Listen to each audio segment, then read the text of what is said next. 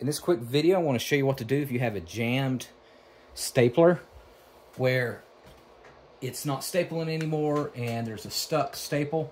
Usually it'll be located, you'll see it right here. There'll be like a half of a piece of a staple here, right here, and it gets jammed up. And then you pull this and it will not open. All right, so just basically use brute force. Try to pull as hard as you can. Or you can get like a butter knife.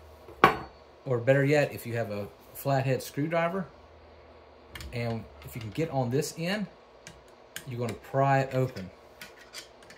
Like this. And that very first staple is what's catching it to where it will not open. So it's going to bend that first staple. And then it'll bend up like that. And then remove all your staples.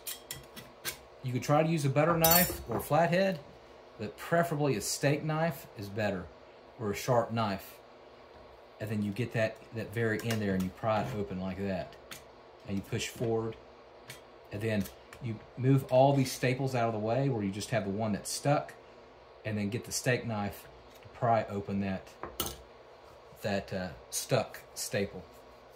All right, thank you so much for watching. Make sure you subscribe and put in the comment section what brand of stapler you have. This particular one is a swing line. All right, thanks again.